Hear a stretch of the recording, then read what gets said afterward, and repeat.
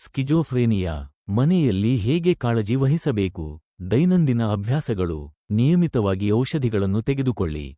ನೀವು ಉತ್ತಮವಾಗಲು ಪ್ರಾರಂಭಿಸಿದರೂ ಸಹ ನಿಮ್ಮ ವೈದ್ಯರ ಸೂಚನೆಗಳನ್ನು ಅನುಸರಿಸಿ. ದಿನಚರಿಯನ್ನು ಕಾಪಾಡಿಕೊಳ್ಳಿ. ನಿಮ್ಮ ದೈನಂದಿನ ಚಟುವಟಿಕೆಗಳಲ್ಲಿ ಸ್ಥಿರವಾಗಿರಿ. ದೈಹಿಕವಾಗಿ ಸಕ್ರಿಯರಾಗಿರಿ. ನಿಮ್ಮ ಮನಸ್ಥಿತಿ ಮತ್ತು ಆರೋಗ್ಯವನ್ನು ಸುಧಾರಿಸಲು ನಿಯಮಿತವಾಗಿ ವ್ಯಾಯಾಮ ಮಾಡಿ. ಆರೋಗ್ಯಕರ ಆಹಾರವನ್ನು ಸೇವಿಸಿ. ನಿಮ್ಮ ಆಹಾರದಲ್ಲಿ ಹಣ್ಣುಗಳು, ತರಕಾರಿಗಳು, ಪ್ರೋಟೀನ್ಗಳು ಮತ್ತು ಧಾನ್ಯಗಳನ್ನು ಸೇರಿಸಿ. ಸಾಕಷ್ಟು ನಿದ್ರೆ ಪಡೆಯಿರಿ. ನಿಯಮಿತ ನಿದ್ರೆಯ ವೇಳಾಪಟ್ಟಿಯನ್ನು ಕಾಪಾಡಿಕೊಳ್ಳಿ. ಪ್ರಚೋದಕಗಳನ್ನು ತಪ್ಪಿಸಿ. ಆಲ್ಕೋಹಾಲ್, ನಿಕೋಟಿನ್ ಮತ್ತು ಮನರಂಜನಾ ಔಷಧಗಳ ಬಳಕೆಯನ್ನು ತಪ್ಪಿಸಿ. ಒತ್ತಡದ ವಾತಾವರಣ ಅಥವಾ ಸನ್ನಿವೇಶಗಳಿಗೆ ಒಡ್ಡಿಕೊಳ್ಳುವುದನ್ನು ಕಡಿಮೆ ಮಾಡಿ. ಒತ್ತಡವನ್ನು ನಿರ್ವಹಿಸಿ. ಸಾವಧಾನತೆ, ಯೋಗ ಅಥವಾ ಧ್ಯಾನದಂತಹ ಶಾಂತಗೊಳಿಸುವ ಚಟುವಟಿಕೆಗಳನ್ನು ಅಭ್ಯಾಸ ಮಾಡಿ. ಓದುವುದು, ತೋಟಗಾರಿಕೆ ಅಥವಾ ಚಿತ್ರಕಲೆಯಂತಹ ವಿಶ್ರಾಂತಿ ನೀಡುವ ಹವ್ಯಾಸಗಳಲ್ಲಿ ತೊಡಗಿಸಿಕೊಳ್ಳಿ. ಬೆಂಬಲ ವ್ಯವಸ್ಥೆಯನ್ನು ನಿರ್ಮಿಸಿ. ಬೆಂಬಲ ನೀಡುವ ಕುಟುಂಬ ಸದಸ್ಯರು ಮತ್ತು ಸ್ನೇಹಿತರೊಂದಿಗೆ ಸಂಪರ್ಕದಲ್ಲಿರಿ. ಸ್ಥಳೀಯ ಅಥವಾ ಆನ್ಲೈನ್ ಬೆಂಬಲ ಗುಂಪುಗಳಿಗೆ ಸೇರಿಕೊಳ್ಳಿ. ಭಾವನಾತ್ಮಕ ಸವಾಲುಗಳನ್ನು ಎದುರಿಸಲು ಮಾನಸಿಕ ಆರೋಗ್ಯ ವೃತ್ತಿಪರರೊಂದಿಗೆ ಸಂವಹನ ನಡೆಸಿ.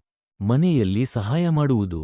ಸುರಕ್ಷಿತ ಸ್ಥಳವನ್ನು ರಚಿಸಿ. ಮನೆಯನ್ನು ಶಾಂತವಾಗಿ, ಸ್ತಬ್ಧವಾಗಿ ಮತ್ತು ವ್ಯವಸ್ಥಿತವಾಗಿ ಇರಿಸಿ. ಹಠಾತ್ ಬದಲಾವಣೆಗಳು ಅಥವಾ ಗದ್ದಲದ, ಅಸ್ತವ್ಯಸ್ತವಾಗಿರುವ ವಾತಾವರಣವನ್ನು ತಪ್ಪಿಸಿ. ಔಷಧಿ ಪಾಲನೆಯನ್ನು ಪ್ರೋತ್ಸಾಹಿಸುವುದು. ರೋಗಿಗೆ ತಮ್ಮ ಔಷಧಿಗಳನ್ನು ಸಮಯಕ್ಕೆ ಸರಿಯಾಗಿ ತೆಗೆದುಕೊಳ್ಳುವಂತೆ ಜ್ಞಾಪನೆಯನ್ನು ಇರಿಸಿ. ಅಗತ್ಯವಿದ್ದರೆ ಜ್ಞಾಪನೆಗಳು, ಮಾತ್ರೆ ಸಂಘಟಕರು, ಕ್ಯಾಲೆಂಡರ್ನಲ್ಲಿ ಗುರುತು ಹಾಕುವುದು ಅಥವಾ ಅಲಾರಂಗಳನ್ನು ಬಳಸಿ. ರೋಗಲಕ್ಷಣಗಳಿಗಾಗಿ ವೀಕ್ಷಿಸಿ. ನಡವಳಿಕೆ, ಮನಸ್ಥಿತಿ ಅಥವಾ ಆಲೋಚನಾ ಕ್ರಮಗಳಲ್ಲಿನ ಬದಲಾವಣೆಗಳಿಗೆ ಗಮನವಿರಲಿ. ರೋಗಲಕ್ಷಣಗಳನ್ನು ಪತ್ತೆಹಚ್ಚಲು ಮತ್ತು ಆರೋಗ್ಯ ಪೂರೈಕೆದಾರರೊಂದಿಗೆ ನವೀಕರಣಗಳನ್ನು ಹಂಚಿಕೊಳ್ಳಲು ಜರ್ನಲ್ ಅನ್ನು ಇರಿಸಿ. ಆರೋಗ್ಯಕರ ದಿನಚರಿಗಳನ್ನು ಉತ್ತೇಜಿಸಿ. ನೈರ್ಮಲ್ಯವನ್ನು ಕಾಪಾಡಿಕೊಳ್ಳಲು, ಪೌಷ್ಟಿಕ ಆಹಾರವನ್ನು ಸೇವಿಸಲು ಮತ್ತು ದೈನಂದಿನ ಚಟುವಟಿಕೆಗಳಲ್ಲಿ ತೊಡಗಿಸಿಕೊಳ್ಳಲು ಸಹಾಯ ಮಾಡಿ. ನಿಯಮಿತ ವ್ಯಾಯಾಮ ಅಥವಾ ನಡಿಗೆಯನ್ನು ಪ್ರೋತ್ಸಾಹಿಸಿ. ಇದು ಮಾನಸಿಕ ಯೋಗಕ್ಷೇಮವನ್ನು ಸುಧಾರಿಸುತ್ತದೆ. ಕಾಳಜಿಯೊಂದಿಗೆ ಸಂವಹನ ನಡೆಸಿ. ರೋಗಿಯು ಕಳವಳ ಅಥವಾ ಆಲೋಚನೆಗಳನ್ನು ವ್ಯಕ್ತಪಡಿಸಿದಾಗ ತಾಳ್ಮೆಯಿಂದಿರಿ ಮತ್ತು ತೀರ್ಪು ನೀಡದೆ ಆಲಿಸಿ. ಸ್ಪಷ್ಟ, ಸರಳ ಭಾಷೆಯನ್ನು ಬಳಸಿ ಮತ್ತು ಭ್ರಮೆಗಳು ಅಥವಾ ಭ್ರಮೆಗಳ ಬಗ್ಗೆ ವಾದಗಳನ್ನು ತಪ್ಪಿಸಿ. ಸಾಮಾಜಿಕ ಸಂಪರ್ಕಗಳನ್ನು ಬೆಂಬಲಿಸಿ. ಕುಟುಂಬ ಚಟುವಟಿಕೆಗಳಲ್ಲಿ ಅಥವಾ ಸಾಮಾಜಿಕ ಚಟುವಟಿಕೆಗಳಲ್ಲಿ ಭಾಗವಹಿಸುವುದನ್ನು ಪ್ರೋತ್ಸಾಹಿಸಿ. ಹೆಚ್ಚುವರಿ ಭಾವನಾತ್ಮಕ ಬೆಂಬಲಕ್ಕಾಗಿ ಸ್ನೇಹಿತರು ಅಥವಾ ಬೆಂಬಲ ಗುಂಪುಗಳೊಂದಿಗೆ ಸಂಪರ್ಕದಲ್ಲಿರಲು ಅವರಿಗೆ ಸಹಾಯ ಮಾಡಿ. ಕುಟುಂಬದ ಸದಸ್ಯರು ರೋಗದ ಲಕ್ಷಣಗಳನ್ನು ಅರ್ಥಮಾಡಿಕೊಳ್ಳಲು ಸಹಾಯ ಮಾಡಿ.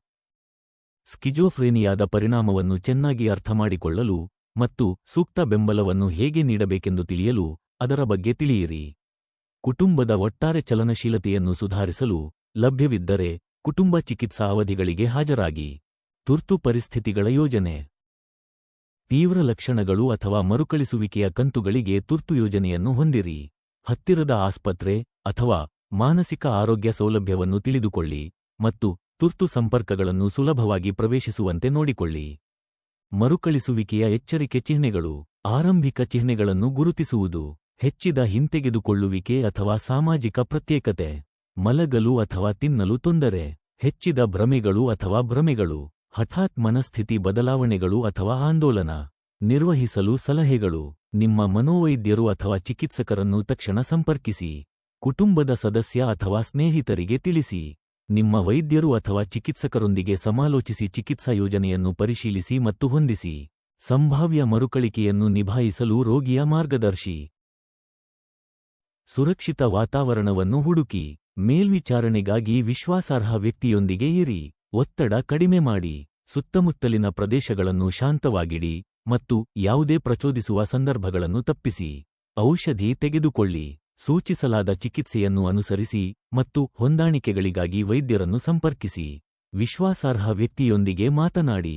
ನಿಮ್ಮ ಭಾವನೆಗಳನ್ನು ಹಂಚಿಕೊಳ್ಳಿ ಮತ್ತು ನಿಮ್ಮನ್ನು ಬೆಂಬಲಿಸುವ ಯಾರೊಂದಿಗಾದರೂ ಭಾವನಾತ್ಮಕ ಬೆಂಬಲವನ್ನು ಪಡೆಯಿರಿ.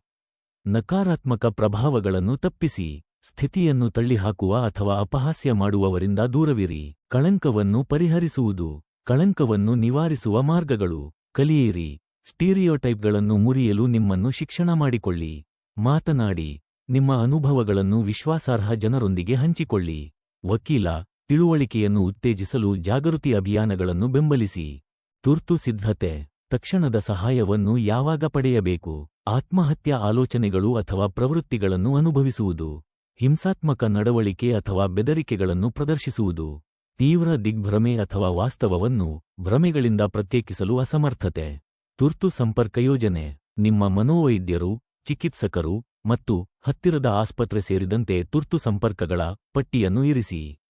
ಸ್ಥಳೀಯ ಮಾನಸಿಕ ಆರೋಗ್ಯ ಹಾಟ್ಲೈನ್ಗಳು ಮತ್ತು ಟೆಲಿಮಾನಸ್ ಸಂಖ್ಯೆಗಳೊಂದಿಗೆ ನಿಮ್ಮನ್ನು ಪರಿಚಯ ಮಾಡಿಕೊಳ್ಳಿ. ಪ್ರೋತ್ಸಾಹ ಮತ್ತು ಭರವಸೆ. ಸ್ಕಿಜೋಫ್ರೇನಿಯಾ ಒಂದು ಸವಾಲಿನ ಸ್ಥಿತಿಯಾಗಿದೆ, ಆದರೆ ಸರಿಯಾದ ಚಿಕಿತ್ಸೆ, ಬೆಂಬಲ ಮತ್ತು ಸ್ವ-ಆರೈಕೆಯೊಂದಿಗೆ ಅನೇಕ ರೋಗಿಗಳು ಅರ್ಥಪೂರ್ಣ ಮತ್ತು ತೃಪ್ತಿಕರ ಜೀವನವನ್ನು ನಡೆಸುತ್ತಾರೆ. ನೆನಪಿಡಿ, ಚೇತರಿಕೆ ಒಂದು ಪ್ರಯಾಣ, ಮತ್ತು ಉತ್ತಮ ನಿರ್ವಹಣೆಯತ್ತ ಪ್ರತಿಯೊಂದು ಸಣ್ಣ ಹೆಜ್ಜೆಯೂ ಗಮನಾರ್ಹ ಸಾಧನೆಯಾಗಿದೆ. ಸಕಾರಾತ್ಮಕ ಜ್ಞಾಪನೆಗಳು. ಈ ಪ್ರಯಾಣದಲ್ಲಿ ನೀವು ಒಬ್ಬಂಟಿಯಾಗಿಲ್ಲ. ಸಹಾಯ ಕೇಳುವುದು ಶಕ್ತಿಯ ಸಂಕೇತ, ದೌರ್ಬಲ್ಯವಲ್ಲ. ನಿಮ್ಮ ಪ್ರಗತಿಯನ್ನು ಆಚರಿಸಿ, ಅದು ಎಷ್ಟೇ ಚಿಕ್ಕದಾಗಿದ್ದರೂ ಪರವಾಗಿಲ್ಲ.